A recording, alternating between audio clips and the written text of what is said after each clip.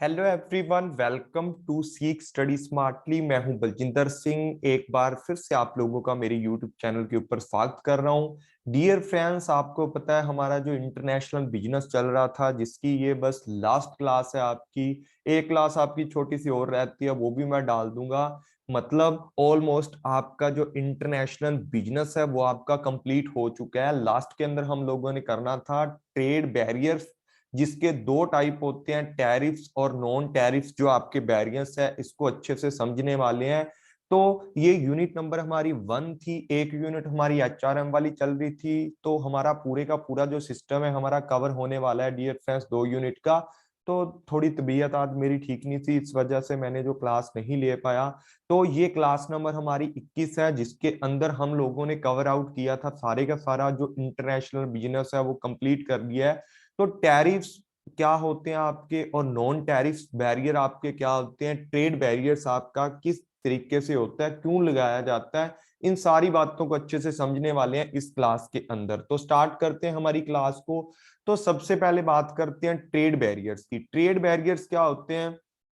देखो, वैसे तो जो इंटरनेशनल जो आपकी ट्रेड होती है उसके ऊपर, या इसको इंटरनेशनल ट्रेड बैरियर भी बोल सकते हो। इंटरनेशनल जो ट्रेड होती है वो बेनिफिशियर होती है, ठीक है। जितनी भी कंट्री आपस के अंदर क्या करती हैं, इंटरनेशनल ट्रेड करती हैं दुनिया भर के अंदर, ग्लोबल लेवल के ऊपर जितनी भी कंट्रियां इंटरनेशनल बिजनेस करती हैं, इंटरनेशनल ट्रेड करती हैं, वो सारी की सारी बेनिफिशियर होती हैं। लेकिन कुछ कुछ देश होते हैं जो आपस के अंदर कुछ रिस्ट्रिक्शन लगाते हैं फ्री ट्रेड के ऊपर।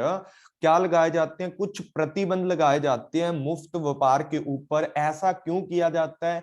ऐसा इसलिए किया जाता है, कुछ आपके क्या होते हैं, कोई जो आपके सप्लायर हैं या आपके श्रमिक हैं, जो आपके वर्कर्स हैं, चाहे आपकी फर्म्स हैं, सप्लायर है, कंज्यूमर्स है, या कुछ आपकी गवर्नमेंट्स हैं, उनकी कुछ एंटिटीज होती हैं, उनको सेफ रखने के लिए, उनको जो हमारे क्या होते हैं डोमेस्टिक, जो आपके क्या होते हैं सारे के सारे कंज्यूमर हैं, सप्लायर हैं, कुछ भी लगा लो, होम कंट्री के जो कंपटीशन होते हैं उनको अच्छे से सुरक्षित कंपटीशन रखना, या एक हेल्थी कंपटीशन बनाए रखना, या एक तरीके से मान सकते हो कि दूसरे देश की जो फर्में हैं जो हमारे देश के अंदर एक्सपोर्ट करती हैं, उनके एक्सपोर्ट से जो आपको खतरे हैं उन खतरों को कम करना ही क्या होता है, ट्रेड बैरियर्स होता है। प्रोटेक्शन में भी इन द फॉर्म ऑफ, ये क्या करता है, यहाँ पर टैक्स लगाया जा सकता है। प्रोटेक्शन किस तरीके से देता है आपको? ट्रेड बैरियर्स होते हैं, इनको खत्म करने के लिए, या जो आपके खतरे होते हैं, या इंटरनेशनल बिजनेस के ऊपर कुछ आपको प्रोटेक्शन की जरूरत होती है, उस प्रोटेक्शन को बनाने के लिए दो तरीके के जो बैरियर्स हैं, टैरिफ्स और नॉन टैरिफ्स होते हैं, वो लगाए जाते हैं। टैरिफ्स के अंदर आपका क्या होता है, टैक्स से रिलेटेड चीजें होती हैं। नॉन टैरिफ्स के अंदर आपके जो रिस्ट्रिक्शन होते हैं, फिजिकल क्वांटिटी के रूप में कमोडिटी के ऊपर कुछ ना कुछ आप इंपोज करते हो, उन सारी चीजों से क्या होता है, आपका बैरियर है जो आपके लगाए जाते हैं। जो आपकी दीज रिस्ट्रिक्शंस होती हैं, इंपोज की जाती हैं by the government on the free movement of the goods between the countries are known as the trade barriers. देखो, दो या दो से ज्यादा कंट्रीज के बीच में जो आपकी क्या होती है, गुड्स की जो आप एक्सचेंज करते हो, उसकी जो आवाजाही होती है, वो पहले क्या थी, आपकी मुक्त थी, ठीक है। मुक्त का मतलब है फ्रीली आप क्या कर सकते थे, एक दूसरे देश के साथ क्या कर सकते थे, व्यापार कर सकते थे। लेकिन सरकार के द्वारा कुछ प्रतिबंध हैं, जो बाधाएं आपके ऊपर इंपोज की जाती हैं, लगाए जाते हैं। कुछ प्रतिबंध क्यों लगाए जाते हैं? क्योंकि भाई यहाँ पर कुछ ना कुछ आपको प्रोडक्शन की जरूरत होती है, ठीक है। Trade barrier are the government rule regulation policies measurement the put limit on the free flow of goods and services across the different nation. बिल्कुल सही बात है कि जो आपके क्या होते हैं, ट्रेड बैरियर होते हैं, गवर्नमेंट के द्वारा कुछ रूल रेगुलेशन बनाए जाते हैं, कुछ पॉलिसीज होती हैं, वो क्या करती हैं आपकी लिमिटेशन लगाती हैं किस चीज के ऊपर, free flow of the goods and services, जो आपकी अक्रॉस द बाउंड्री होती हैं, डिफरेंट डिफरेंट नेशन के साथ होती हैं। और ये क्या होती है आपकी, ये होती है these are artificial restriction, impose की जाती हैं ट्रेड एक्टिविटीज के ऊपर, जो होती हैं between the different country. Trade and non tariff and non tariff barrier are the restriction impose की जाती है मूवमेंट के ऊपर, गुड्स एंड सर्विसेज के ऊपर। और इसके ऊपर बताया गया कि जो आपका एक्सपोर्ट इंपोर्ट है उनके दोनों के ऊपर ये प्रतिबंध है जो आपके लगाए जाते हैं। साथ ही साथ जो आपका टैरिफ वाला होता है इसके अंदर क्या देखा जाता है, टैक्स देखा जाता है। नॉन टैरिफ के अंदर आपके कुछ रूल रेगुलेशन पॉलिसीज, कुछ आपकी इस तरीके के प्रतिबंध लगाए जाते हैं, कुछ कोटा फिक्स कर दिया जाता है, वो सारी इसके अंदर आपकी चीजें आती हैं। अब लगाए क्यों जाते हैं वो चीज देख लो। जो आवाजावी के ऊपर आपके क्या लगाए जाते हैं, रिस्ट्रिक्शन लगाए जाते हैं या आपके बैरियर्स हैं जो एक्सपोर्ट इंपोर्ट के ऊपर लगाए जाते हैं। सबसे पहली बात होती है आपकी नेशनल सिक्योरिटी की बात करते हैं कि देश की सुरक्षा के ऊपर उसको ध्यान में रखते हुए, उसकी प्रोटेक्शन को ध्यान में रखते हुए आप क्या करते हैं, कुछ बाधाओं को लगाते हैं। उसके बाद बात करते हैं रिटेलिएशन की। रिटेलिएशन मतलब कुछ आपके प्रतिशोध के लिए आप कुछ क्या लगा देते हो, टैरिफ्स वगैरह लगा देते हो, कुछ बार्गेनिंग टूल या कुछ पॉलिसीज के रूप में आप क्या लगा देते हो, यहाँ पर आप क्या लगा देते हो, बैरियर लगा देते हो। प्रोटेक्टिंग करता है जॉब्स को। देखो बाहर से बहुत सारे जो चीजें आएंगी, एक्सपोर्ट करते हैं, जो इंपोर्ट करते हैं, इंपोर्ट करने से नई नई मशीनें आएंगी जिससे आपकी क्या होगी, मजदूरों की कम जरूरत होगी और मशीनों की ज्यादा जरूरत होगी, जिससे क्या होगा, रोजगारी है जो आपकी मतलब बेरोजगारी में बदल जाएगी, बेरोजगारी आपकी ज्यादा बढ़ जाएगी। या बहुत सारी इंप्लॉयमेंट है जो डोमेस्टिक इंप्लॉयमेंट को इफेक्ट करती है। जो फॉरेन कंपनी हमारे देश के अंदर आकर के माल बेचती है या इधर आकर के काम करना स्टार्ट कर देती हैं, तो उनसे क्या हो जाता है कि आपकी जॉब्स वगैरह उनका जो सिस्टम है वो कम हो जाता है, जिससे क्या हो जाता है, कंपटीशन भी बढ़ जाता है और साथ ही साथ जॉब है उसके लिए जो पैसे आपको कम मिल जाते हैं। तो जॉब प्रोटेक्टिंग के लिए आप क्या करते हो, टैरिफ्स और नॉन टैरिफ्स को लगाते हो। प्रोटेक्टिंग करता है किस चीज को, इन्फंट इंडस्ट्रीज को, मतलब जो आपके देश की जो इंडस्ट्रीज हैं इनको भी प्रोटेक्ट किया जाता है। जो कंपटीशन है इनका फ्रॉम इंपोर्टिंग गुड्स, सामने वाला बंदा है जो इंपोर्ट कर रहा है या हमारे देश के अंदर एक्सपोर्ट कर रहा है, उस एक्सपोर्ट करने से क्या हो जाएगा कि हमारे देश के अंदर किसी ना किसी तरीके का खतरा पैदा हो सकता है या हमारा जो ग्रोथ है वो रुक सकता है। ठीक है, हमारे देश के अंदर रिसर्च वगैरह होना बंद हो जाएगा, बहुत सारी जो रीजन है आपके हो सकते हैं। इसी तरीके से कंज्यूमर प्रोटेक्ट किया जाता है। ठीक है, कंज्यूमर को कैसे प्रोटेक्ट किया जा सकता है कि सरकारें हैं बाहरी टैक्स लगा देती हैं, जो देश के नागरिक हैं उनका कल्याण नहीं देखती हैं। जो फॉरेन की सरकारें होती हैं वो हमारे देश के लोगों का कल्याण थोड़ी देखेंगे, वो तो अपने देश के लोगों का जो कल्याण है, वेलफेयर है, देखेंगे। तो इस वजह से क्या किया जाता है, जो आपके टैरिफ्स हैं या आपके नॉन टैरिफ बैरियर्स हैं उनको इम्पोज किया जाता है। अब जो ट्रेड बैरियर्स होते हैं इनको लगाया क्यों जाता है, ट्रेड बैरियर्स को लगाया क्यों जाता है, यहाँ पर जो डोमेस्टिक जो आपके प्रोड्यूसर होते हैं उनको क्या किया जाता है, प्रोटेक्शन दी जाती है, इकोनॉमी को प्रोटेक्शन दी जाती है। जो फॉरेन जो आपका कंपटीशन होता है उससे बचाया जाता है आपके जो डोमेस्टिक जो प्रोड्यूसर होते हैं उनको। साथ ही साथ यहाँ पर अगर मैं बात करूं तो प्रमोट किया जाता है आपके इंडिया के प्रोडक्ट को। इंडिया के अंदर जो जो चीजें बनती है, प्रोड्यूस होती हैं, उनको बूस्ट किया जाता है। नई जो आपकी इंडस्ट्रीज होती हैं उनको सामने लेकर आया जाता है और स्वदेशी जो अनुसंधान है, रिसर्च है, उसको बढ़ावा दिया जाता है। नए नए उद्योगों को हमारे देश के अंदर पैदा किया जाता है जिससे अनएम्प्लॉयमेंट खत्म होगी। अगर सब कुछ बाहर से मंगवाएंगे तो हमारे देश में कुछ नहीं बनेगा, आपको पता है। तो जिससे क्या होगा, हमारा बैलेंस ऑफ पेमेंट भी खराब होगा और साथ ही साथ जो रिस्ट्रिक्शंस ना लगाने के कारण आपके देश के अंदर जो वेलफेयर है वो भी नहीं होगा, नए नए उद्योग है, इंडस्ट्रीज है, वो भी नहीं बनेगी। बैलेंस ऑफ पेमेंट है, इसको क्या करने के लिए, इसको संतुलित बनाने के लिए आप क्या करते हो, इंपोज करते हो रिस्ट्रिक्शंस को इंपोर्ट के ऊपर। जो इंपोर्ट करेंगे, बाहर से माल मंगवाएंगे तो उनको पैसा देंगे तो हमारा देश कर्जे के नीचे डूबेगा, बाहर वाले लोगों का ज्यादा पैसा देगा और हम लोग क्या करते हैं, एक्सपोर्ट कम करते हैं, जिसकी वजह से क्या हो जाएगा, जिसकी वजह से पूरे का पूरा जो सिस्टम है आपका वो कमजोर पड़ जाएगा या बैलेंस ऑफ पेमेंट है आपका क्या हो जाएगा, अनफेवरेबल हो जाएगा। टू प्रोटेक्ट करता है डोमेस्टिक एम्प्लॉयमेंट को, सही बात है। यहाँ पर फॉरेन एक्सचेंज है उसके ऊपर भी कुछ ना कुछ तरीके से कन्वर्स करता है, कुछ ना कुछ तरीके से प्रोटेक्शन उसको भी करता है, ताकि जो आपका पूरा सिस्टम है वो मतलब फालतू के इंपोर्ट के अंदर आप पैसा नहीं लगाते हो। उस चीज को कंट्रोल करने के लिए, संरक्षण बनाने के लिए, नियंत्रण करने के लिए आपके टैरिफ बैरियर लगाए जाते हैं या ट्रेड बैरियर बैरियर्स आपके लगाए जाते हैं। उसके बाद बात करते हैं टू मोबिलाइज एडिशनल रेवेन्यू जुटाने के लिए थ्रू द टैरिफ्स और नॉन टैरिफ से तो नहीं होता गवर्नमेंट को, टैरिफ से क्या होता है, आप टैक्स वगैरह इंपोज करते हो जिससे आपका एडिशनल रेवेन्यू बन जाता है। अगर किसी बंदे ने, दूसरे देश वाले बंदे ने हमारे मतलब पूरे भारत के अंदर कहीं पर भी इंपोर्ट करना है या एक्सपोर्ट करना है किसी भी तरीके से, तो उसको क्या करना होगा, कुछ टैक्स के रूप में कुछ शुल्क आपकी गवर्नमेंट को पे करना होगा, जिस वजह से जनरेट करती है रेवेन्यू। इसी जनरेट रेवेन्यू से इंप्लॉयमेंट को बढ़ाती है, ठीक है, इंप्लॉयमेंट पैदा करती है, साथ ही साथ आपके देश का विकास करती है, डेवलपमेंट करती है। उन सारी चीजों के अंदर ट्रेड बैरियर्स हैं या उनका काम आता है, ठीक है। उसके बाद counter the barrier impose by the other country, अन्य देशों के द्वारा भी आपके मुकाबले आपके देश के लिए कुछ टैरिफ्स और नॉन टैरिफ्स लगाए जाते हैं, जिसकी वजह से हमें भी ट्रेड बैरियर्स लगाने पड़ते हैं। उसके बाद क्या होता है, कंट्री को सेल्फ सफिशिएंट बनाने के लिए, कंजप्शन है, डोमेस्टिक जो प्रोडक्शन है उसका कंजप्शन बढ़ाने के लिए, साथ ही साथ प्रेफरेंशियल ट्रीटमेंट है, आपके ऐसे प्रतिबंध लगाए जाते हैं दूसरे राष्ट्रों के ऊपर ताकि हमारे जो राज्य की चीजें हैं उनको ज्यादा पसंद करें लोग उस चीज के लिए। डंपिंग पॉलिसी है, उसके लिए कुछ ट्रेड बैरियर्स लगाए जाते हैं। कर्ब यहाँ पर क्या किया जाता है, जो कंजप्शन है उसकी सुरक्षा के लिए, उसका जो कंपीटमेंशन है उसके लिए यहाँ पर आप क्या करते हो, एक उद्देश्य को निर्धारित करते, उस चीज के लिए भी आपको ट्रेड बैरियर्स लगाने पड़ते हैं। For the purpose of national security के लिए स्टॉप द ब्रेन, ठीक है ना, ब्रेन ड्रेन इसको बोला जाता है, इसको रोकने के लिए आप क्या करते हो, टैरिफ्स को लगाते हो, ट्रेड बैरियर्स को लगाते हो या नॉन ट्रेड बैरियर्स को लगाते हो।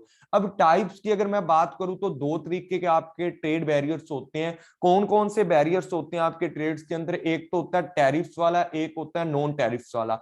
टैरिफ वाले में तीन तरीके के इंपॉर्टेंट हैं। सबसे पहले जो आपकी चीजें आती हैं, तीन तरीके के आपके बैरियर्स आते हैं। अगर इनको मैं बोलूं तो ओरिजिन या डेस्टिनेशन के अकॉर्डिंग अगर मैं बोलूं तो आपके जो आपके यहाँ पर है तीन तरीके के आपके टैरिफ्स होते हैं। नॉन टैरिफ्स की अगर मैं बात करूं तो उसमें मोटे मोटे जो आपके कोटा और सब्सिडी इस तरीके के जो आपके बैरियर्स हैं वो आपके आते हैं। साथ ही साथ अदर जो आपके बैरियर्स हैं वो भी इसके अंदर आ जाते हैं। अब एक एक करके सारे के सारे जो बैरियर्स हैं उनको अच्छे से कंप्लीट करते हैं, इनको अच्छे से समझते हैं। तो स्टार्ट करते हैं हम लोग यहाँ पर जो आपके बैरियर्स हैं। सबसे पहले टैरिफ बैरियर्स क्या होते हैं।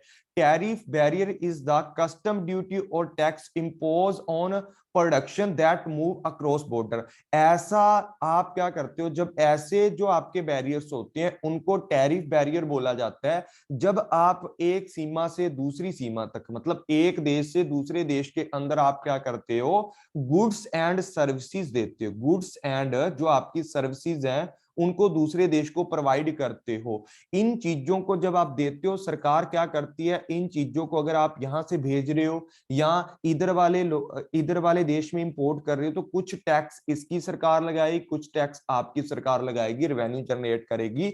ये सरकार रेवेन्यू जनरेट करती है हमारे देश की, और इनके वाली जो सरकार है वो आपके क्षेत्र के लोगों की, आपके देश के लोगों की, अपने देश के लोगों को प्रोडक्शन देती है। साथ के साथ इनका जो आपका इंपोर्ट होता है या एक्सपोर्ट होता है उनको कम करती है। देखो कोई भी देश है वो चाहेगा कि हमारे देश के अंदर लोग एक्सपोर्ट करना बंद कर दें, हमारे वाले लोग हैं जो वो एक्सपोर्ट करना ज्यादा कर दें, ठीक है ना। कोई भी सरकार ये चाहती है कि हमारा देश इंपोर्ट सबसे कम करे, एक्सपोर्ट सबसे ज्यादा करे, ताकि ज्यादा से ज्यादा बेनिफिट हो जाए, ठीक है। तो टैरिफ्स के अंदर जो टैरिफ बैरियर्स होते हैं वो क्या होती है, सम अमाउंट और टैरिफ कस्टम, और साथ के साथ कुछ ड्यूटी होती है। इंटरचेंजेबल जो सिस्टम होता है आप दूसरे देशों के अंदर करते हो तो उसके ऊपर कुछ टैक्स के रूप में या कुछ ड्यूटी या कस्टम के रूप में सारा का सारा इकट्ठा किया जाता है, पैसे के रूप में, टैक्स के रूप में आप लोगों से कलेक्ट किया जाता है।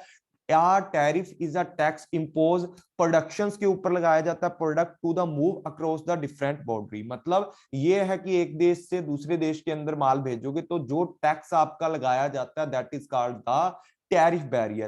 A tax may be also impose export country on the exporter, but देखो यहाँ पर रेयरली होता है। देखो एक्सपोर्ट जो बंदा करता है, हर गवर्नमेंट एक्सपोर्ट को बढ़ाना चाहती है, लेकिन फिर भी एक्सपोर्ट के ऊपर कभी कभार आपका क्या किया जाता है, सम अमाउंट में टैक्स लगाया जाता है। लेकिन देखा जाए तो ये एक्सपोर्टर के ऊपर कम टैक्स लगाती हैं, क्या करती है, कम। जो लोग इंपोर्ट करते हैं, दूसरे देशों से इंपोर्ट करते हैं, उन लोगों के ऊपर हाई रेट का टैक्स लगाया जाता है कि हमारा जो बैलेंस ऑफ पेमेंट सिस्टम है उसको स्टेबल बनाए रखने के लिए लगा लो, या जो एक्सपोर्ट है कि बाहर से हमारे देश के अंदर जो इंपोर्ट करने वाला माल है उसके ऊपर सामने वाला जो इंपोर्टर है उसके ऊपर भी लगाया जाता है, हमारे देश का जो इंपोर्ट करने वाला है उसके ऊपर भी क्या किया जाता है, ज्यादा यहाँ पर टैक्स लगाया जाता है। देखो यहाँ पर लेकिन कोई ऐसी सरकार होती है जो क्या करती है, निर्यात पर कर लगाती है, मतलब एक्सपोर्ट पर जो कर हैं वो कम लगाए जाते हैं लेकिन निर्यात शुल्क का पालन करते हैं,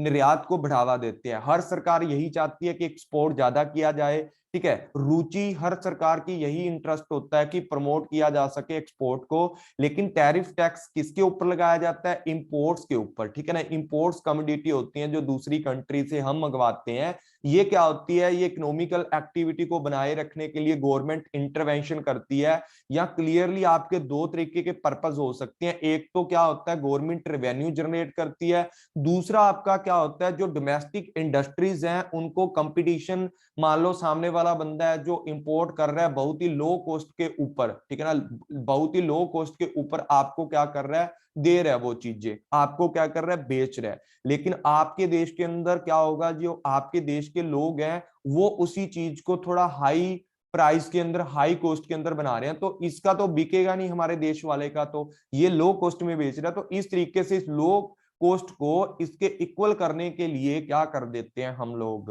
इसके ऊपर टैक्स लगा देते हैं, इन दोनों को बराबर कर देते हैं या इसको महंगा कर देते हैं, ताकि हमारे जो डोमेस्टिक पॉपुलेशन है वो हमारे डोमेस्टिक लोगों से, डोमेस्टिक इंडस्ट्री से क्या कर सके, खरीदे चीजों को, और इन इस हमारी डोमेस्टिक जो हमारी फर्म्स होती हैं इसको फॉरेन की जो फर्म होती है जो इंपोर्ट करती है उसके साथ कंपटीशन को फेस करने के लिए इसको भी तैयार कर दिया जाता है।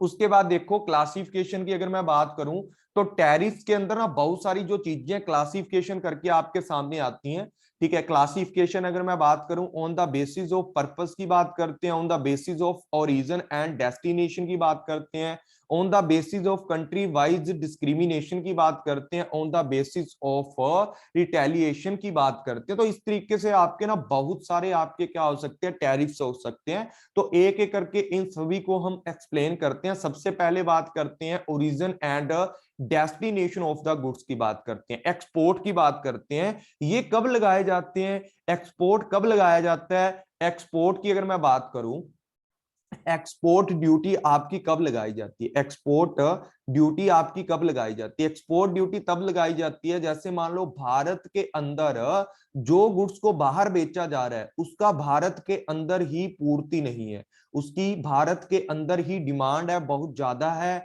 लेकिन भारत के अंदर उसकी जो सप्लाई है, पूर्ति है, वो कम है। क्या है, पूर्ति कम है भारत के अंदर, लेकिन फिर भी कुछ ऐसे लोग हैं एक्स्ट्रा बेनिफिट कमाने के लिए भारत से बाहर उस चीज को बेचना स्टार्ट कर देती है। तो भारत की सरकार इसको रोकने के लिए इसके ऊपर क्या कर देती है, टैक्स लगा देती है, पढ़ लेते हैं। Export duty is the tax है आपका किसके ऊपर, लिव्ड करता है on the those goods which are being send out of country of origin, जहां पर वो बनती है। मान लो कोई चीज भारत में बन रही है और भारत में मान लो उसकी कमी है, उस चीज की जो मूल देश है आपका उसके अंदर उसकी आपूर्ति की कमी है, हमारे देश में वो चीज पूरी नहीं हो रही, लेकिन कुछ लोग ज्यादा बेनिफिट कमाने के लिए उस चीज को फॉरेन में बेच रहे हैं, तो इसलिए भारत की सरकार है एक्सपोर्ट ड्यूटी लगा देती है। इंपोर्ट ड्यूटी क्या होती है, जब कोई भी चीज, अब कोई भी चीज है जो भारत के अंदर नहीं बनती, ठीक है ना, भारत के अंदर बनती है लेकिन कम मात्रा में बनती है, कुछ भी लगा लो,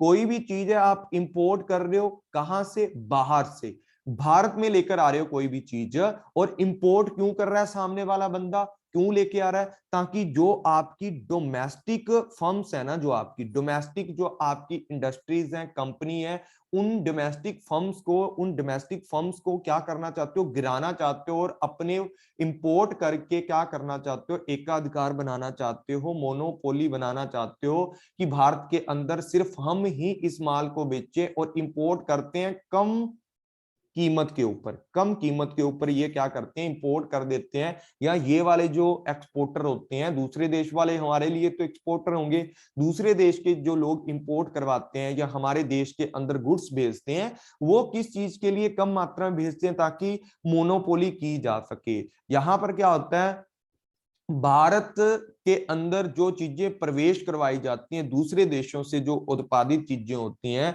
अन्य देशों की उत्पादित चीजें भारत के अंदर लाई जाती हैं, तो इसके ऊपर कुछ मात्रा के ऊपर आपको टैक्स लगाना पड़ता है। क्यों लगाना पड़ता है?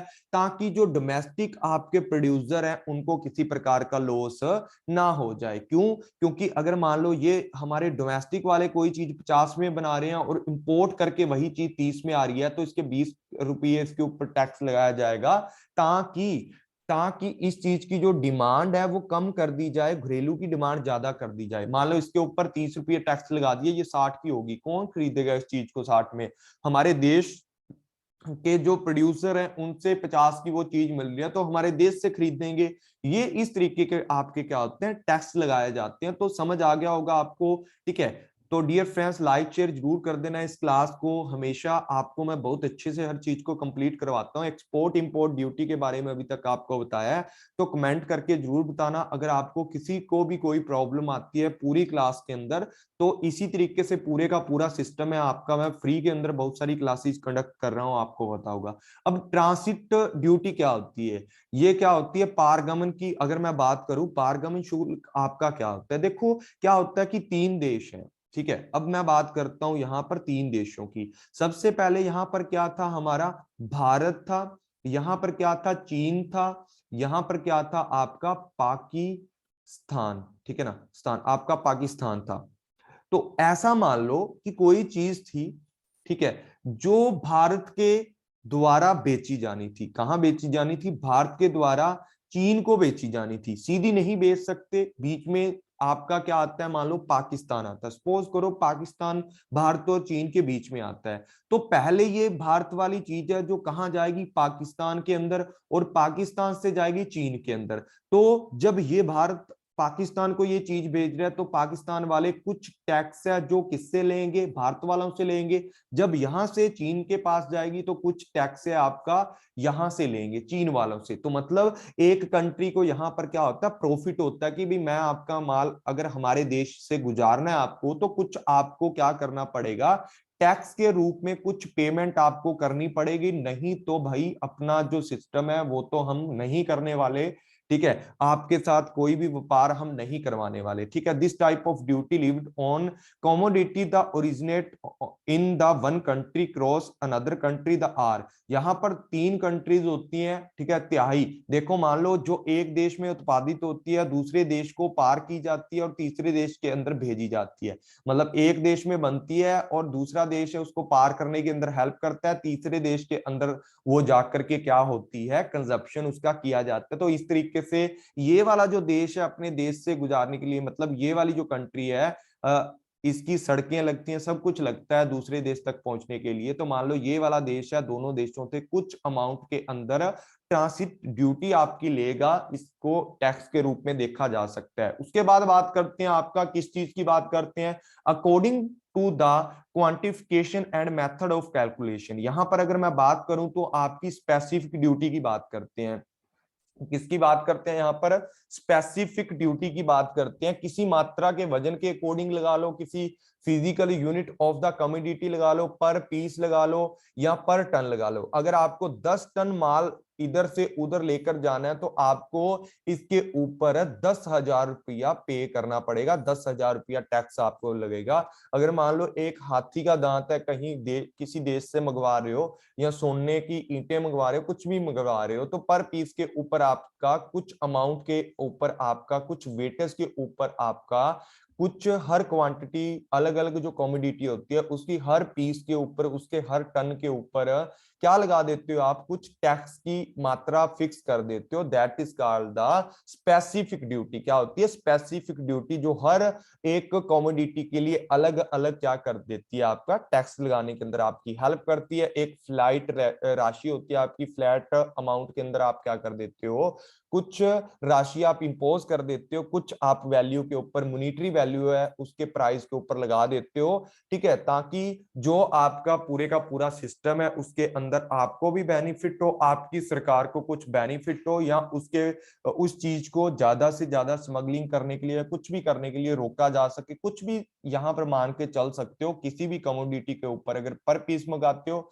तो उसके ऊपर कुछ फिक्स अमाउंट के ऊपर आपको क्या करना पड़ता है, टैक्स पेमेंट करनी पड़ती है। जैसे मान लो इस चीज के लिए फॉर एग्जांपल है अफीम की अगर मैं बात करूं, अफीम की अगर मैं बात करूं तो इसका अगर आप किसी भी देश से लेकर के आते हो तो आपको इसकी अमाउंट के ऊपर कुछ ना कुछ टैक्स आपको पे करना पड़ता है। अभी 1 किलो लेके जा रहे हो तो उसके ऊपर इतना टैक्स आपको पे करना पड़ता है। अगर आप टैक्स नहीं पे करते, पकड़े जाते हो, तो आपको क्या करना पड़ेगा, उससे डबल या 10 गुना आपको भरने पड़ेंगे। उसके बाद बात करते हैं एल एड वेलोरम। एड वेलोरम की अगर मैं बात करूं, ऐसी ड्यूटी होती है यहाँ पर कि आप क्या करते हो, कुछ आपकी क्या होती है मॉनिटरी वैल्यू के अंदर गुड्स के ऊपर क्या कर देते हो, फ्लैट आप क्या कर देते हो, फिजिकल यूनिट के ऊपर आप क्या कर देते हो, कुछ अमाउंट के ऊपर आप चार्ज करते हो। This duty charge on the monetary value of good instant for a flat, मतलब किसी फिजिकल यूनिट के ऊपर आप ना फिक्स कर देते हो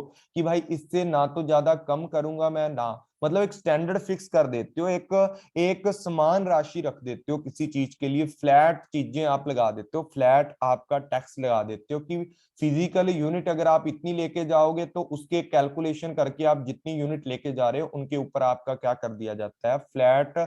मतलब ऐसा मान सकते हो कि एक लिमिट तक आपको इतनी गुड्स लेके जानी है तो इतना टैक्स पे करना पड़ेगा, इससे ज्यादा लेके जाओगे तो इतना टैक्स पे करना पड़ेगा।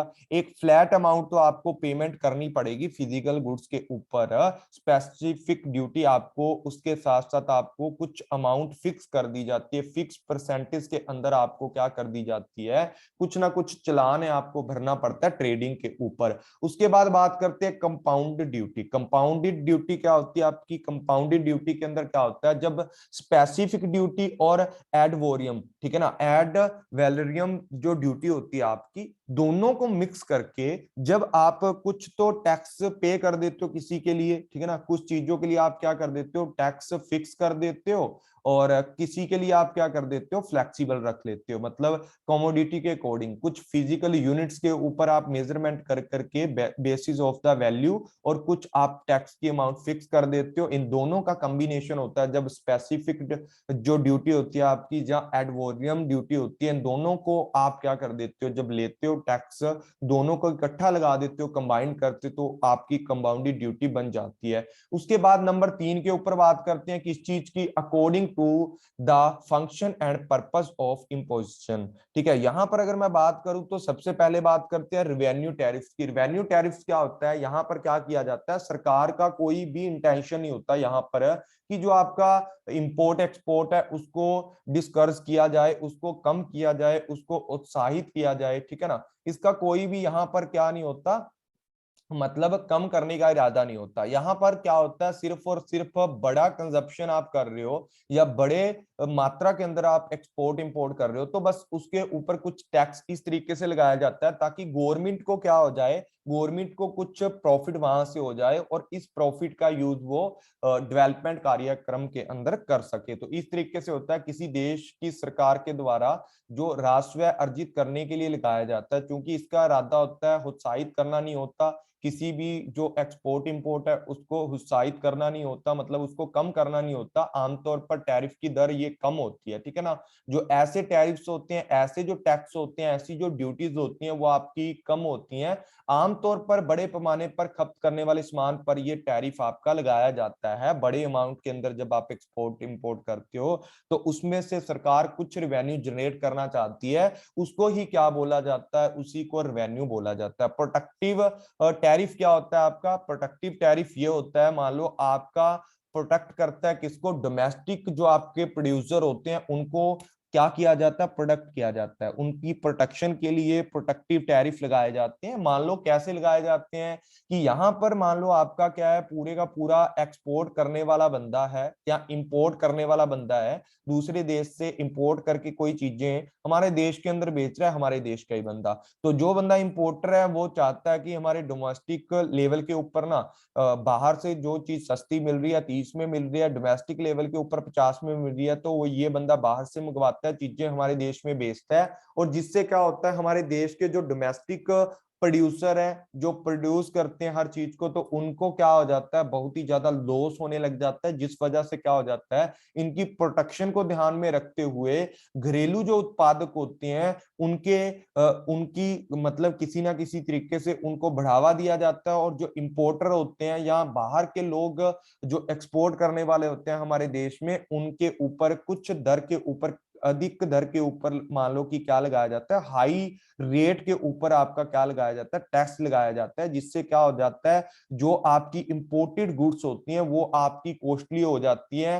कॉस्टली हो जाती हैं तो मतलब हमारी डोमेस्टिक प्रोडक्ट से ज्यादा कॉस्टली हो जाती हैं, जिस वजह से क्या हो जाता है, इंपोर्ट की गई गुड्स है जो ज्यादा महंगी हो जाती है, एक्सपोर्ट जो हमारे देश के लोग हैं उनकी बनाई गुड्स क्या हो जाती है, आपकी कम प्राइस की हो जाती है। जिससे क्या हो जाता है, लोग हमारे देश की गुड्स को खरीदेंगे, दूसरों वालों की गुड्स को नहीं खरीदेंगे। एंटी डंपिंग क्या होता है, एंटी डंपिंग बहुत ही अच्छा मतलब एक आपकी पॉलिसी बनाई जाती है हमारे घरेलू जो उत्पादक होते हैं उनको क्या करने के लिए, प्रोटेक्शन देने के लिए। कैसे होता है, मान लो क्या हो जाता है, कई बार क्या हो जाता है कि बहुत सारे लोग ऐसे होते हैं जो सिर्फ और सिर्फ मार्जिनल कॉस्ट है ना, उसके ऊपर जो आपकी क्या होती है सीमित लागत है ना, उनको ही पूरा करके ना हमारे देश के अंदर इंपोर्ट करना स्टार्ट कर देते हैं। मतलब ऐसा मान लो कि जितने में जितनी चीज के अंदर आपका ये मान लो कि प्रोडक्शन तैयार हो रहा है, मान लो कोई चीज जो 10 रुपयों में तैयार हो रही है, तो उसको उसके अंदर किसी भी तरीके का प्रॉफिट है वो ऐड नहीं करते, सीधा हमारे देश के अंदर उस चीज को डंप करना स्टार्ट कर देते हैं 8 में,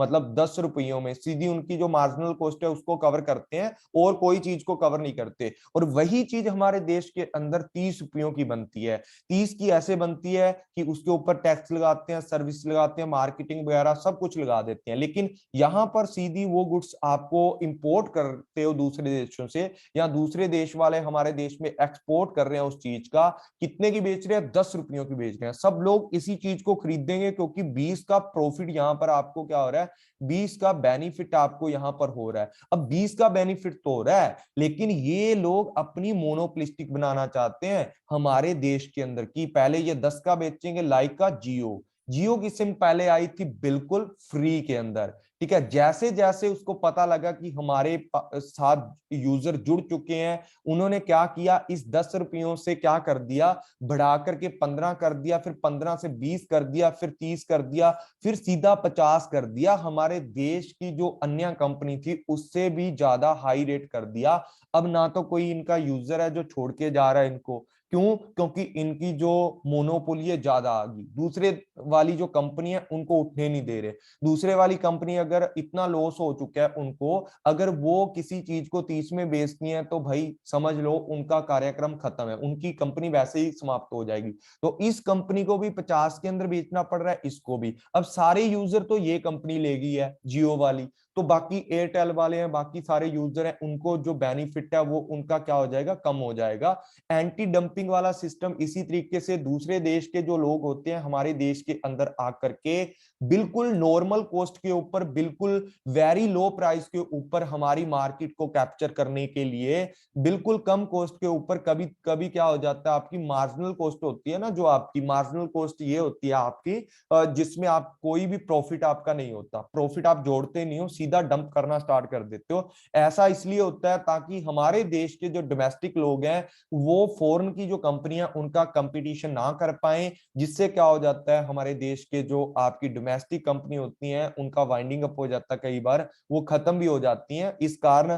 तो एंटी डंपिंग ड्यूटी इसलिए लगाई जाती है कि कोई भी चीज अगर आप 10 की बेच रहे हो और हमारे में 30 की है तो 20 रुपये पे भी इम्पोज किया जाएगा।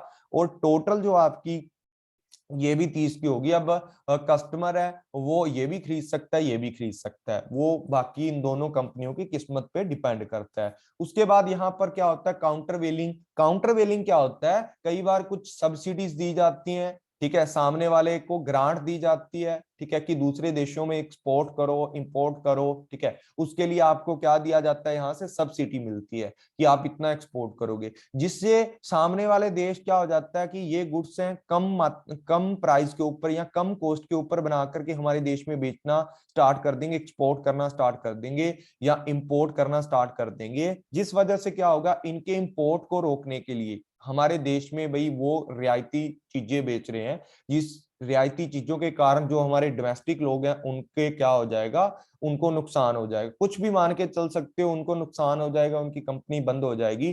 तो जो आयातित मूल्य होता है या आपका इंपोर्टेड प्राइस होता है, उसको स्टेबल करने के लिए हमारी जो मार्केट के अंदर जो प्राइस चल रहा है वैसा प्राइस बनाने के लिए उसके ऊपर जो टैक्स लगाया जाता है, that is called the counter वेनिंग duty, इसको बोला जाता है। नंबर 4 के ऊपर बात करते हैं किस चीज की, according to the trade relation. Trade relation की अगर मैं बात करूं, यहां पर बात करते हैं सबसे पहले सिंगल कॉलम ट्रेड की। किसकी बात करते हैं, सिंगल कॉलम ट्रेड की। नंबर 2 पे बात करते हैं डबल कॉलम ट्रेड की। नंबर 3 पे बात करते हैं ट्रिपल कॉलम ट्रेड की। यहां सिंगल कॉलम ट्रेड की अगर मैं बात करूं तो ये क्या होता है कि यहां पर जो भी आपकी कम्युनिटी आप दूसरे देशों के साथ मतलब व्यापार करते हो ना, तो सारे देशों के साथ आप एक टैरिफ्स के ऊपर किसी वस्तु के ऊपर, मान लो यहां पर ए वस्तु है, यहाँ बी है, यहाँ सी है, तो ए के ऊपर 10% आप टैक्स लगाओगे, बी के ऊपर 15 लगाओगे, सी के ऊपर आप क्या लगाओगे, 30% टैक्स लगाओगे। इस तरीके से आपका क्या होता है, सिंगल कॉलम जो आपका टैरिफ है वो लगाते हो कि एक सिंगल कॉमोडिटी के लिए, एक कॉमोडिटी के लिए, चाहे वो किसी भी देश के साथ आप एक्सपोर्ट इंपोर्ट कर रहे हो, तो भाई 10% आपको पेमेंट करनी ही करनी पड़ेगी। ये सिंगल कॉलम टैरिफ आपका होता है कि एक रेट आप लगा देते हो कॉमोडिटी के ऊपर, ताकि क्या हो जाए, ताकि क्या हो जाए, जो मूल स्थान है आपका उसके मतलब जो आपके एक्सपोर्ट इंपोर्ट कर रहे हैं या आपकी डोमेस्टिक है, कुछ भी लगा लो, इसके अंदर एक्सपोर्ट इंपोर्ट दोनों आपके हो सकते हैं, ताकि उसके अंदर बैलेंस बनाया जा सके और सभी कंट्रियों के साथ आप किसी भी तरीके का कोई भी डिस्क्रिमिनेशन नहीं करते हो, भेदभाव नहीं करते हो। अगर किसी भी कंट्री के साथ आप एक्सपोर्ट इंपोर्ट कर रहे हो ए गुड्स का, तो आपको 10% इंपोर्ट पे लगाना है, 5% आपको किस पे लगाना है, एक्सपोर्ट पे लगाना है। इस तरीके से आप रेट फिक्स कर देते हो सिंगल कॉलम के अंदर। अब डबल कॉलम टैरिफ की अगर मैं बात करूं, उसके अंदर क्या होता है, यहां पर क्या होता है, एक ए देश था, एक था बी देश। अब 1 नंबर गुड्स थी, 2 नंबर गुड्स थी, यहां पर 3 नंबर गुड्स थी, ठीक है, 3 नंबर गुड्स थी, ठीक है। इसी तरीके क्या था कि ए देश के साथ तो ये 1 नंबर गुड्स का कितना था, 5% था, और 10% आपका क्या था, जो आपका इंपोर्ट है, और 5 था एक्सपोर्ट। इसी 1 नंबर गुड्स अगर बी के साथ करते हो, तो यहां पर आपको 10% तो आपका एक्सपोर्ट का पे करना पड़ेगा और 20% आपको पे करना पड़ेगा किस चीज का, इंपोर्ट का। तो मतलब अलग अलग देशों के साथ जब आप अलग अलग तरीके से क्या करते हो, आप टैक्स को फिक्स करते हो, डबल कॉमोडिटी टैरिफ बनाते हो कि एक ही गुड्स को डिस्क्रिमिनेट करते हो, बाई लेटरल ट्रेड करते हो, उसको बोला जाता है आपका डबल कॉलम। मतलब एक देश के साथ उसी चीज को आप कम पे सेल कर रहे हो, एक देश के साथ ज्यादा कर रहे हो। ऐसा क्यों होता है, ऐसा होता है आपका रीजनल एरिया एग्रीमेंट के साथ, जो मैंने पहले करवाया नाफ्टा साफ्टा वगैरह, उसके अंदर डबल कॉलम जो आपका टैरिफ है वो लगाया जाता है या उसको खत्म किया जाता है, कम किया जाता है। जो तो आपकी फ्रेंडली जो कंट्रीज होती हैं उनके साथ तो आप कम टैरिफ्स लगा करके, मतलब टैरिफ लगा के फ्रीली उनको बनाते हो, और जो आपकी फ्रेंडली कंट्री नहीं होती उनके ऊपर आप ज्यादा क्या लगाते हो, टैरिफ्स लगाते हो। ट्रिपल की अगर मैं बात करूं, ट्रिपल कॉलम के अंदर क्या होता है, 2 से ज्यादा या 3 से ज्यादा देशों के ऊपर आप डिफरेंट रेट ऑफ ड्यूटी यहां पर फिक्स करते हो। दे आर जर्नल टैरिफ जिसको बोला जाता है। कुछ आपके जर्नल होते हैं, कुछ आपके इंटरनेशनल टैरिफ होते हैं, कुछ आपके क्या होते हैं, प्रेफरेंशियल टैरिफ, कि किसी देश के साथ अगर आपका मित्रता व्यवहार है, उसके साथ आप प्यार से चलोगे, मतलब कम रेट लगाओगे टैक्स का, और जिसके साथ आपकी जानकारी नहीं है या अन्य देश हैं उनके ऊपर आप क्या लगाओगे, भारी क्या लगाओगे, टैक्स लगाओगे। ये बातें होती हैं इसके अंदर, किसके अंदर, ट्रिपल के अंदर और टू के अंदर या डबल के अंदर। तो ये आपका अकॉर्डिंग टू ट्रेड रिलेशन की बात करते हैं कि आपका दूसरे देश के साथ कैसा रिलेशन बनता है।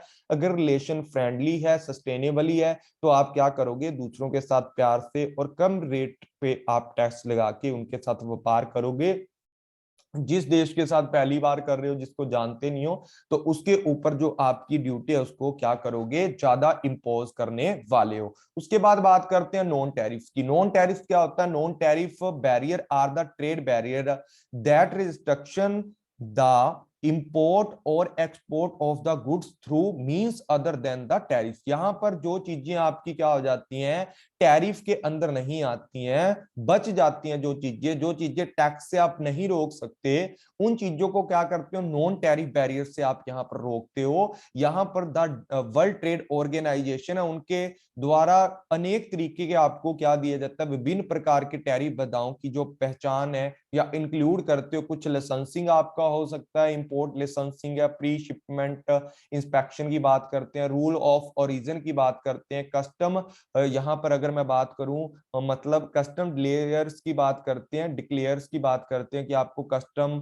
जो डिलेज मिल जाते हैं, कई बार क्लियरिफिकेशन करना पड़ता है। कुछ ऐसे मैकेनिज्म होते हैं जो ट्रेड के ऊपर रिस्ट्रिक्शन आपके लगाते हैं। उसके बाद बात करते हैं कि इस चीज की non tariff barrier refer to any measurement होते हैं, कस्टम ड्यूटी रूल रेगुलेशन आपके, मतलब जो टैक्स के द्वारा आपका रिस्ट्रिक्शन है वो किसके अंदर लगाया जाता है, टैरिफ के अंदर, टैरिफ बैरियर के अंदर। नॉन टैरिफ के अंदर जो टैक्स के बिना होते हैं, जिनको आप टैक्स के द्वारा नहीं रोक सकते, ऐसी चीजें यहां पर आपकी इम्पोज की जाती हैं। यहां पर गवर्नमेंट के कुछ रूल रेगुलेशन पॉलिसीज होती हैं, ठीक है, कुछ कोटा फिक्स किया जाता है, ठीक है। उसके बाद आपका फॉरेन एक्सचेंज रिस्ट्रिक्शंस हैं, ठीक है। उसके बाद आपका पूरे का पूरा जो सिस्टम है आपका, वो किस तरीके से आपका होता है, वो कोटा फिक्स करके, कुछ रूल रेगुलेशन फिक्स करके, कुछ सब्सिडीज दे करके, कुछ एम्बर्गोज करके, उस तरीके से आप क्या कर देते हो, रिस्ट्रिक्शन लगा करके जो ट्रेड है उसके अंदर बाधाएं डालते हो। अब कोटा क्या होता है? कोटा होता है किसी चीज की कुछ मात्रा फिक्स कर देना,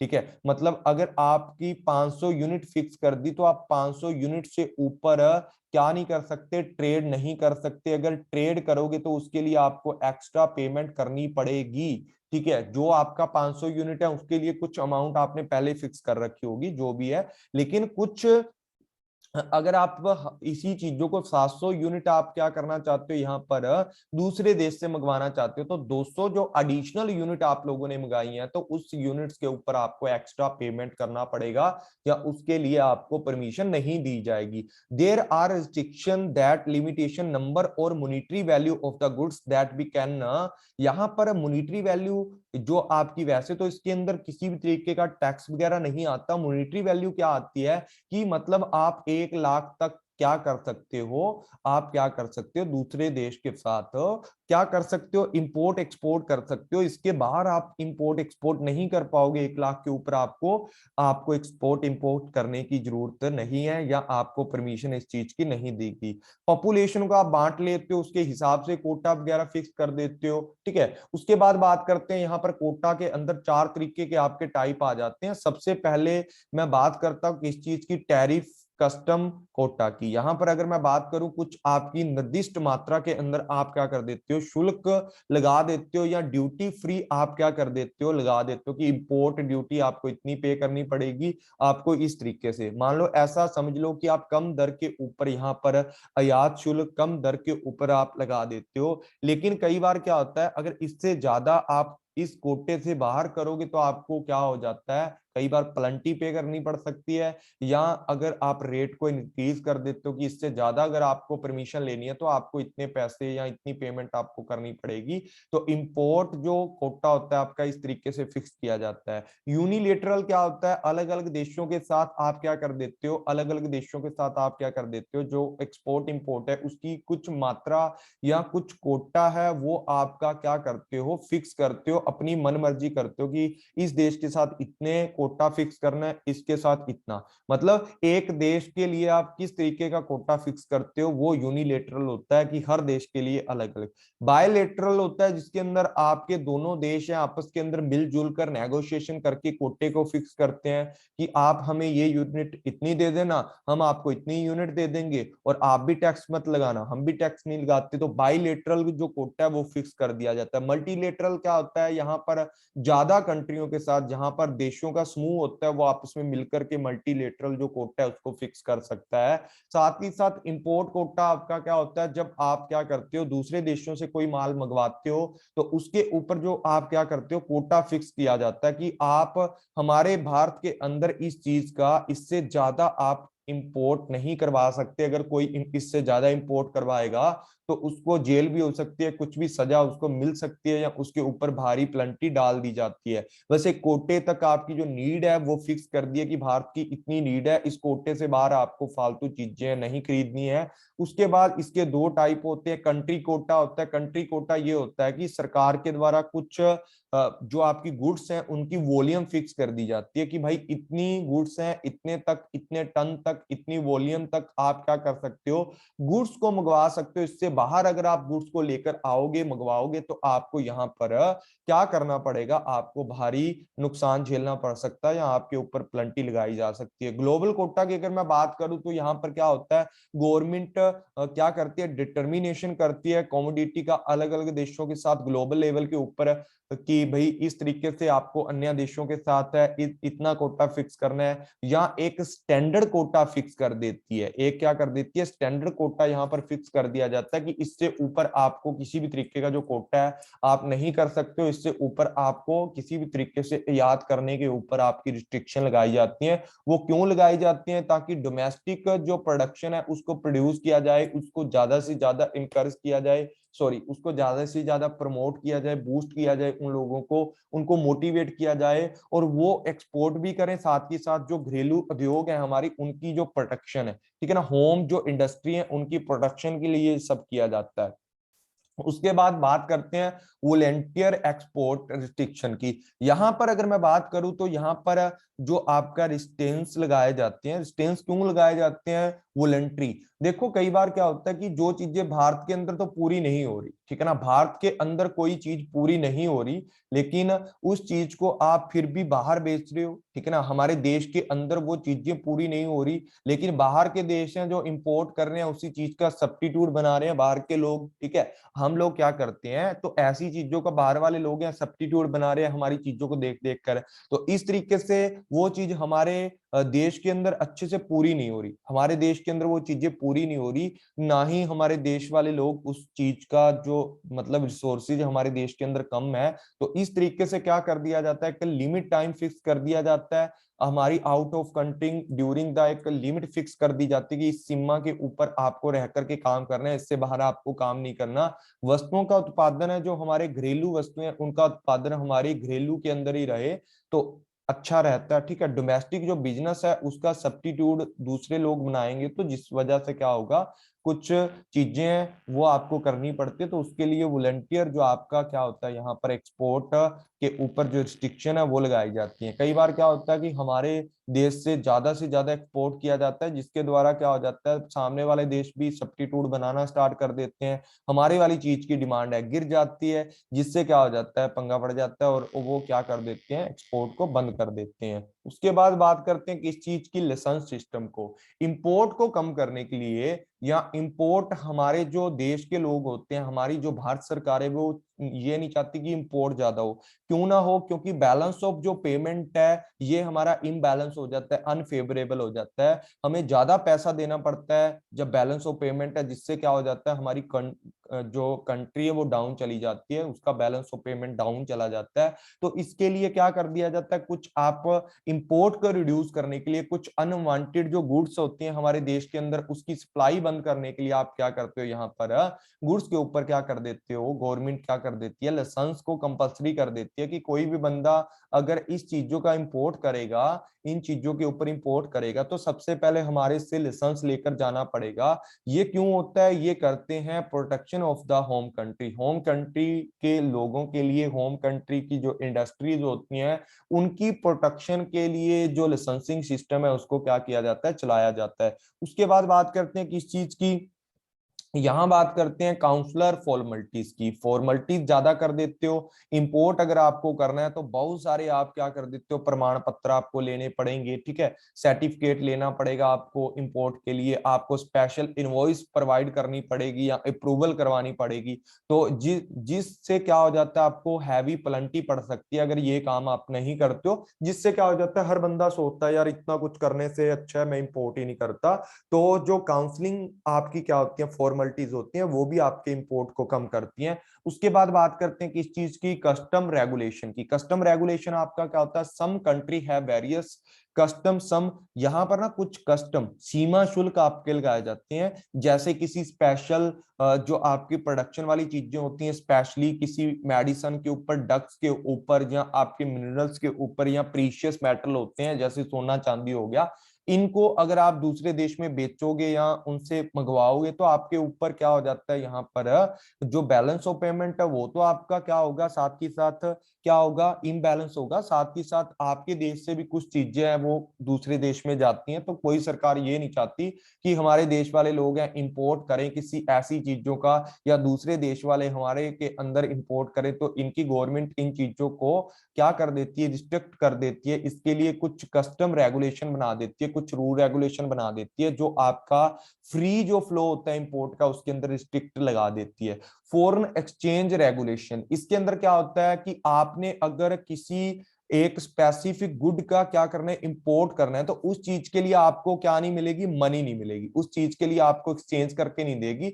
ऐसा है कि दूसरे देशों के साथ जब भी आप क्या करते हो, एक्सपोर्ट इंपोर्ट करते हो, तो आपको किसके अंदर करना पड़ता है, उनकी करेंसी के अंदर या डॉलर के अंदर करना पड़ता है। जब आप क्या करते हो, बैंक के पास जाते हो इस डॉलर को कन्वर्ट करवाने के लिए, वो सामने वाला बंदा आपसे पूछता है कि भाई आपने क्या खरीदना है, किस चीज के लिए आप इन पैसों को एक्सचेंज करवा रहे हो। तो फॉरेन एक्सचेंज जो रेगुलेशन है वो आपको परमिशन नहीं देते, कुछ स्पेसिफिक जो गुड्स होती हैं वो क्यों नहीं देते, बैलेंस ऑफ पेमेंट को इंप्रूव करते हैं सुधारने के लिए कि भाई ऐसी चीजों के ऊपर आप नुकसान कर रहे हो, देश का जो बैलेंस ऑफ पेमेंट है उसको क्या कर रहे हो, मतलब अनफेवरेबल बना रहे हो। तो इस खातिर क्या होता है, वो क्या कर देते हैं फॉरेन, इस चीज को ध्यान में रखते हुए फॉरेन एक्सचेंज रेगुलेशन के ऊपर वो इंपोज कर देते हैं। उन चीजों के लिए आपको क्या करना पड़ता है, मंजूरी लेनी पड़ती है फॉरेन एक्सचेंज रेगुलेटर जो होते हैं उनसे।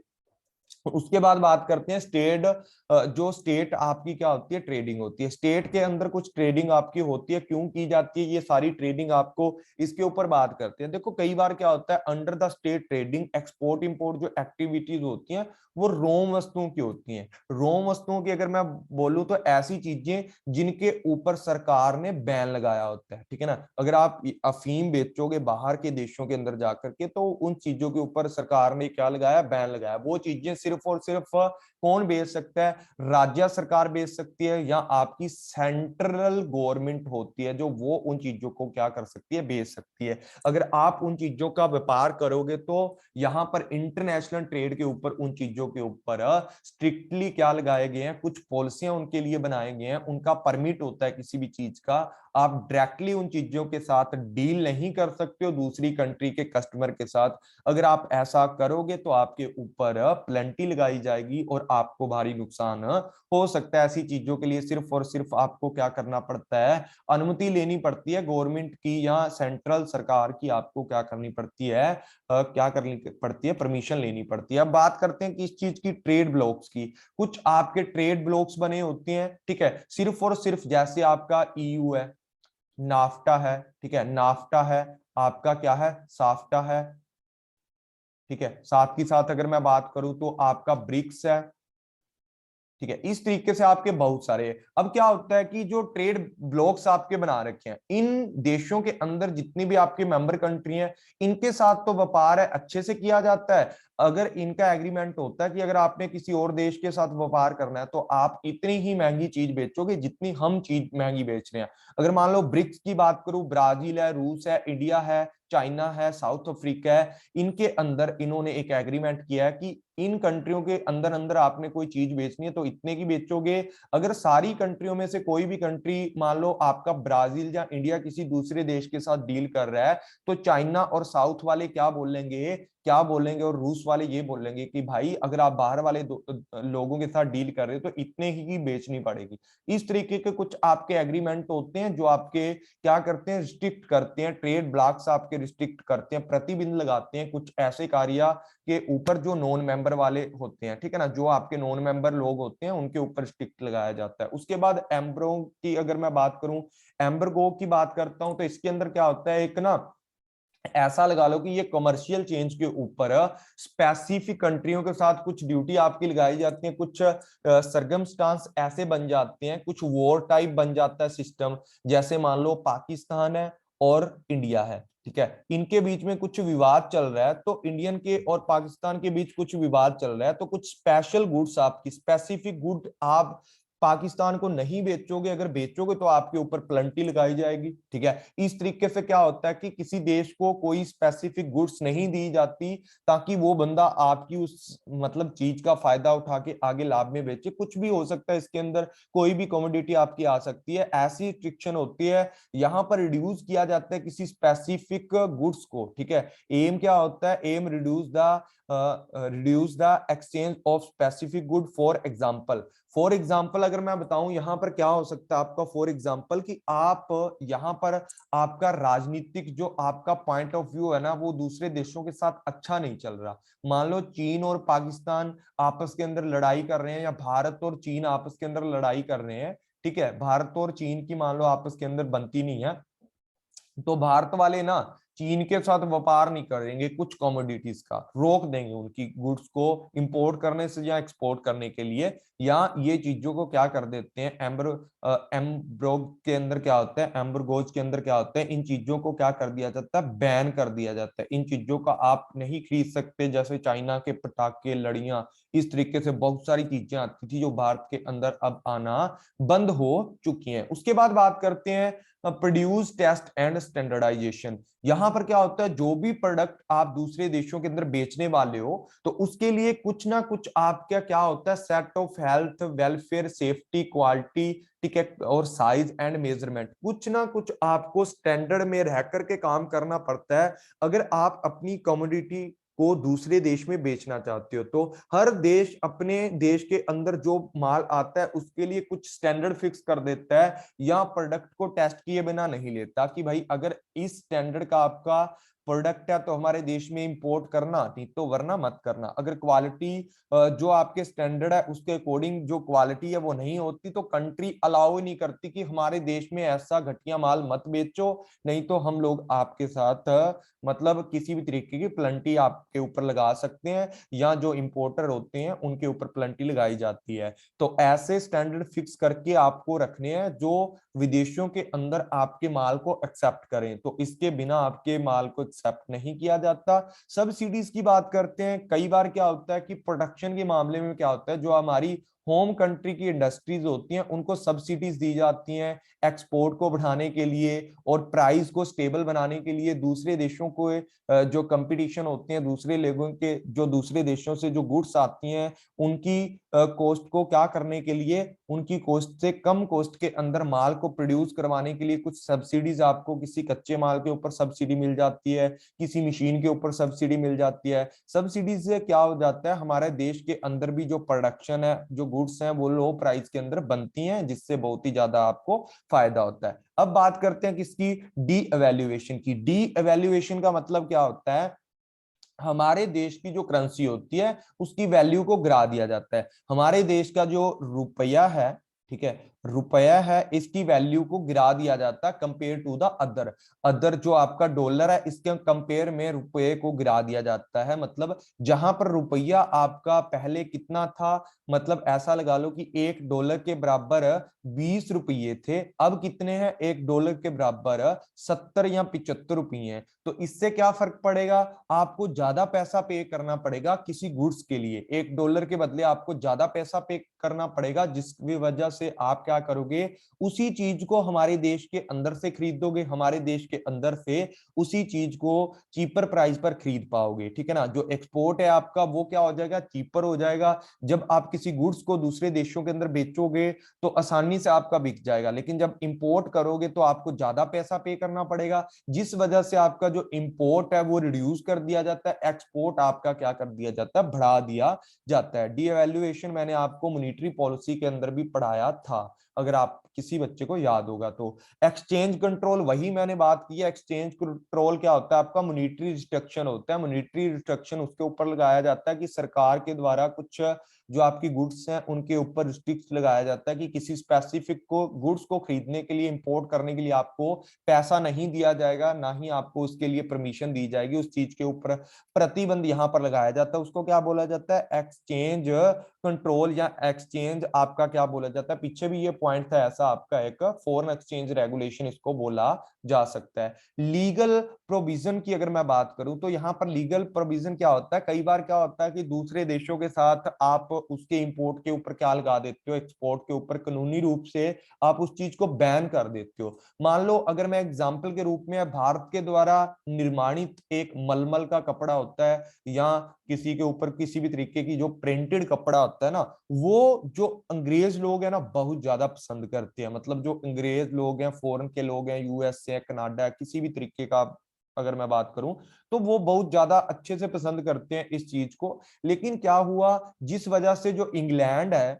इंग्लैंड का जो निर्मित सूती कपड़ा था, जो आपका इंग्लैंड का जो कॉटन आपका टेक्सटाइल था, मैन्युफैक्चरिंग था, उसको बहुत ज्यादा लॉस होने लग गया, जिस वजह से आप लोगों ने इस मतलब एम्ब्रेसिंगनेस लगा लो या इस शर्मनाक चीज को छुपाने के लिए उन्होंने क्या किया, भारत के जो एक्सपोर्ट कर रहे थे, भारत का जो कपड़ा एक्सपोर्ट हो रहा था इंग्लैंड के अंदर, तो इंग्लैंड वालों ने भारत के जो वस्त्र हैं, भारत का जो इंपोर्ट किया जा रहा था दूसरे लोगों के द्वारा, जो अंग्रेजों लोगों के द्वारा, या भारत एक्सपोर्ट कर रहा था जो कपड़ा, किसको किसको एक्सपोर्ट कर रहा था, इंग्लैंड को, उस चीज के ऊपर रिस्ट्रिक्शन लगा दिया, कानून बना दिया कि आप लोग ना हमारे देश के अंदर ऐसी चीजें नहीं बेच पाओगे। ठीक है, किसी ना किसी तरीके से क्या कर दिया, रिस्ट्रिक्शन लगा दिया, जिस वजह से क्या हो गया, नुकसान होना स्टार्ट हो गया, और भारत का जो एक्सपोर्ट था उसको कम कर दिया किसने, इंग्लैंड ने। इस तरीके से आपका सिस्टम होता है, लीगल प्रोविजन आप बना देते हो, किसी भी तरीके से प्रतिबंध लगा देते हो आप, ताकि क्या हो जाए, दूसरे देश की, तो इंग्लैंड की जो अपनी खुद की जो क्या थी, इंग्लैंड की जो होम कंट्री थी, उसके जो क्या थे, कुछ ना कुछ तरीके के जो इंडस्ट्री थी, मैन्युफैक्चरर थे, उनको प्रोटेक्ट करने के लिए ये सब उनको कानून के रूप में बनाना पड़ा। डिस्क्रिमिनेट कर देते हो यहाँ पर, भेदपूर्ण जो माल भाड़ा होता है, ठीक है ना, दूसरे देश के अंदर कच्चा माल लेके जाते हो, जो ढुलाई करते हो, वो चीजें। अगर बात करते हैं किस चीज की, एक्सपोर्ट की, एक्सपोर्ट के लिए अगर आपको कच्चा माल चाहिए तो उसके लिए आपको कम टैक्स पे करना पड़ेगा, हमारे देश वाले कम टैक्स। अगर आप इंपोर्ट करते हो, इंपोर्ट करने के लिए कुछ कच्चा माल ले रहे हो, ठीक है, तो उनके ऊपर आपको क्या कर दिया जाएगा, उच्च मात्रा में भाड़ा देना पड़ेगा। उसके बाद टेक्निकल रेगुलेशन की अगर मैं बात करूं, कुछ आपके यहाँ पर भी क्या होते हैं, हेल्थ सेफ्टी के लिए या पॉपुलेशन के लिए या इन्वायरमेंट प्रोटेक्शन के लिए, कुछ भी तरीके से लगा लो भी, ऐसी चीजों के ऊपर आप क्या कर देते हो, टेक्निकल रेगुलेशन लगा देते हो, जो चीजें हमारे देश के अंदर आकर के पोल्यूशन पैदा करती हैं, ठीक है, या हमारे जो स्टैंडर्ड है उनको फिक्स नहीं करती, या हेल्थ के लिए अच्छी नहीं है, तो लोगों की जो सुरक्षा है उसको ध्यान में रखते हुए यहाँ पर आप क्या कर देते हो, कुछ ना कुछ तरीके का टेक्निकल रेगुलेशन लगा देते हो। उसके बाद बात करते हैं किस चीज की, एडमिनिस्ट्रेटिव बैरियर्स की। एडमिनिस्ट्रेटिव बैरियर क्या होते हैं, यहां पर क्या होता है, कई बार कुछ आप इंपोर्ट जो लोग करते हैं, इंपोर्ट करने वाले लोगों के लिए रूल रेगुलेशन है ना, वो ज्यादा क्या कर देते हो आप, एडमिनिस्ट्रेटिव डिले कर देते हो, फॉर्मेलिटी पूरी करवाते हो उनसे बहुत तरीकों की, ठीक है ना, कॉम्प्लेक्स सिस्टम बना देते हो पूरे का पूरा, रेगुलेशन बड़े बड़े कर देते हो, लेबलिंग लगवा देते हो रिकॉर्डिंग को, अगर आपने हमारे देश में बेचना तो भारत का लेबल लगाना पड़ेगा, तो एडमिनिस्ट्रेटिव जो बैरियर है वो आपके लगाने पड़ते हैं, पैकेजिंग करते टाइम आपको लेबलिंग भारत की रखनी पड़ेगी, ठीक है, जिससे क्या हो जाता है, जो आपके इंपोर्टर होते हैं वो परेशान हो जाते हैं और वो क्या कर देते हैं, वो धीरे धीरे इंपोर्ट को करना बंद कर देते हैं। ये हिडन तरीके का बैरियर होता है आपका, कौन सा, एडमिनिस्ट्रेटिव बैरियर। उसके बाद बात करते हैं preference to the domestic product for the government procurement.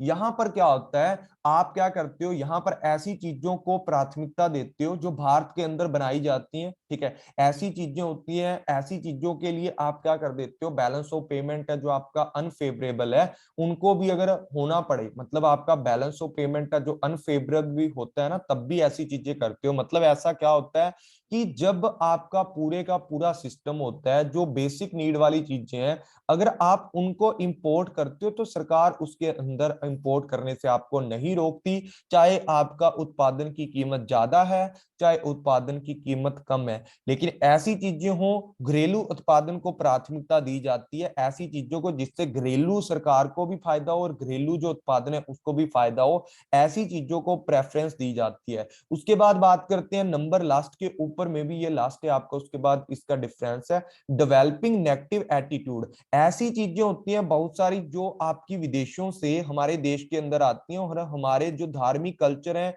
उनके ऊपर ठेस पहुंचाती है, जहां हमारे जो धार्मिक चीजें होती हैं, चाहे वो आपकी भारत के अंदर बिक रही हो वो चीज, लेकिन हम लोग लोगों को जागरूक करते हैं कि भाई इन चीजों को खरीदना बंद करो, ये फॉरेन की कंपनी है, भारतीय बनो, भारतीय खरीदो, ठीक है ना, मतलब मेड इन इंडिया जो चीजें होती हैं उनको खरीदो, बी इंडियन बाय इंडियन, ठीक है ना, बी इंडियन और बाय इंडियन, रेडियो टेलीविजन के ऊपर आप एक तरीके का स्लोगन बना करके लोगों को जागरूक करते हो कि मेड इन इंडिया वाली चीजों को आपको खरीदना चाहिए, दूसरे लोग आपसे ज्यादा बेनिफिट कमाते हैं हमारे देश के अंदर आकर के, लाइक दैट की फॉर एवर कंपनी है, ठीक है ना, फॉर एवर जो कंपनी है वो हमारे देश की नहीं है, फिर भी हमारे देश के अंदर लाखों प्रोडक्ट उनके बिकते हैं, क्यों बिकते हैं, सिर्फ और सिर्फ मार्केटिंग की वजह से, ठीक है ना, मार्केटिंग की वजह से आजकल आपको पता है कि यूट्यूब चैनल के ऊपर मार्केटिंग करते हैं, बहुत सारी चीजों के ऊपर मार्केटिंग की जाती है हर चीज की, ठीक है, हमारे से तैयारी करो, हम आपको मौका देते हैं, हम आपका एग्जाम निकलवा देंगे, ये करेंगे वो करेंगे, बहुत सारी जो आपकी एडवर्टाइजमेंट है,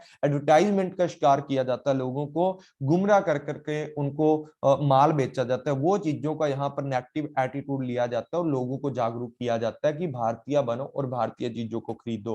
अब बात करते हैं टैरिफ बैरियर और नॉन टैरिफ बैरियर के अंदर आपका क्या होता है, डिफरेंस क्या होता है। यहाँ पर जो क्या होता है, पूरे का पूरा सिस्टम है, गवर्नमेंट इंपोर्ट के ऊपर टैक्स ड्यूटी इंपोज करती है ताकि जो डोमेस्टिक कंपनी है उनको प्रोटेक्ट किया जाए और इंक्रीज किया जाए गवर्नमेंट रेवेन्यू को।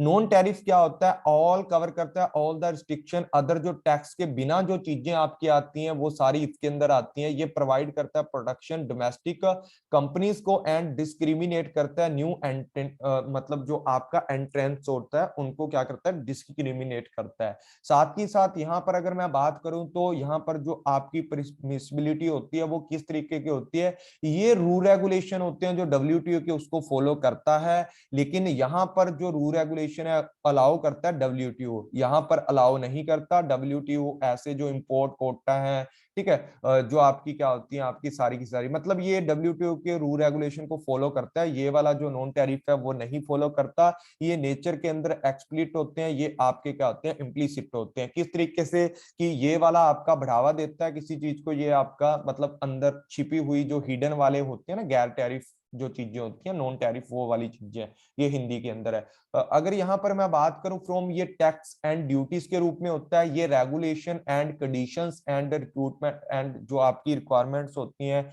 या आपकी किसी भी तरीके की फॉर्मेलिटीज हैं या आपका किसी भी तरीके से रूल रेगुलेशन जो आपके लॉ वगैरह के अंदर बनाए जाते हैं उनके अंदर ये सारी चीजें आपकी होती हैं। उसके बाद बात करते हैं रेवेन्यू की, रेवेन्यू की यहाँ हम बात करते हैं, गवर्नमेंट यहाँ पर रेवेन्यू को रिसीव करती है, यहाँ पर गवर्नमेंट को रेवेन्यू रिसीव नहीं होता। इफेक्ट्स की बात करते हैं, ये प्राइस ऑफ गुड्स किसके ऊपर, इंपोर्ट गुड्स होती हैं उनके ऊपर इफेक्ट करती हैं। ये इफेक्ट करती है क्वांटिटी और प्राइस ऑफ बोथ, इंपोर्ट्स की गुड्स के ऊपर जो प्राइस होता है उसके ऊपर भी इफेक्ट करती है, और साथ ही साथ क्वांटिटी के ऊपर भी, कि आपको इतना कोटा फिक्स कर दिया, इससे ज्यादा आपको चीज नहीं आप क्या कर सकते, दूसरे देशों से मंगवा सकते हो। मोनोपोलिस्टिक ऑर्गेनाइजेशन की अगर मैं बात करूं, यहां पर क्या होता है, गवर्नमेंट चेंज कर देती है, मोनोपोलिस्टिक ग्रुपों को कंट्रोल कर लेती है, टैक्स लगाती है भारी से भारी, हाई टैक्स लगाती है, जिससे जो मोनोपोली है वो नहीं होने देती। यहाँ पर जो आपका मोनोपोली है वो कर सकते हो आप, मतलब कई तरीकों का जो प्राइस है चेंज कर सकते हो, आउटपुट आपका ज्यादा निकाल सकते हो, कुछ भी कर सकते हो कि